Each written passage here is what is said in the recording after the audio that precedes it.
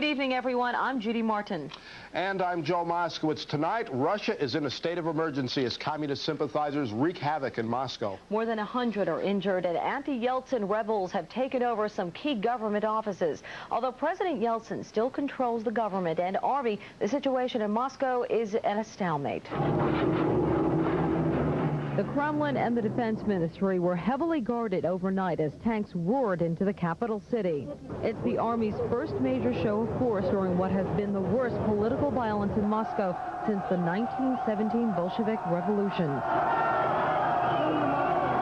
Anti-Yeltsin protesters stormed the mayor's office and some of the country's television stations. Violence out on the streets of the capital escalated at nightfall as gunfire tore through the areas surrounding the Kremlin. The Yeltsin forces have been given permission to harden their tactics to protect the Kremlin. Injuries and the death toll steadily increased. The violence erupted late Sunday afternoon when thousands of hardline demonstrators hijacked tanks and used their force to break down police barricades. Hardliners oppose President Yeltsin's democratic and free market reforms. They support the parliament that Yeltsin disbanded. Meanwhile, in Washington, at a special news conference, President Clinton maintained support for Yeltsin. I still am convinced that the United States must support President Yeltsin and the process of bringing about free and fair elections. We cannot afford to be in the position of wavering at this moment or backing off or giving any encouragement to people who clearly want to derail the election process. And because of nuclear capability, the national security of the United States could be very much involved. On CBS's Face the Nation, Defense Secretary Les Aspin said they're keeping a watchful eye on the events in Moscow. We would clearly like to see these things, this crisis resolved in favor of the pro-democracy, the reformist movement. We'd also like to see it resolved in a way with the least amount of bloodshed. And I think those are our principles before, and I think they continue to be. The standoff began when President Yeltsin disbanded the parliament and called for December elections. Joe?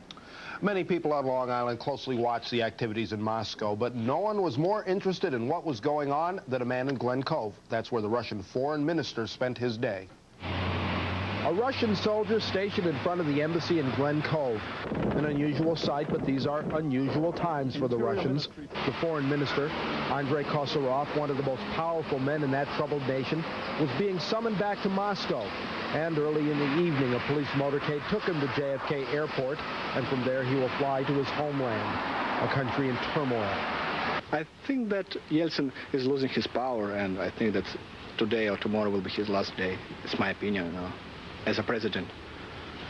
Do you think there could be a return to the... No. I think that it will be just another government, but Russia still continue his way on to democracy. The Glen Cove Sea Cliff area has a large Russian population with 3 Russian Orthodox churches. People who attended services at this and other Russian Orthodox churches on Long Island weren't aware of what happened until after services were let out. However, once they found out, it became the hot topic of the day, and they are very concerned. My brother is over there right now. He's working and living there, and I'm very scared for him. Do you think Yeltsin will survive politically? No. Do you think the communists will return? Yes.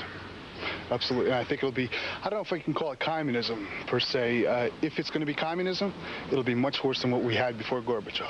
While he was the only person who told us things would get worse than they were before, everyone we talked to is expecting it to take a long time before things get better.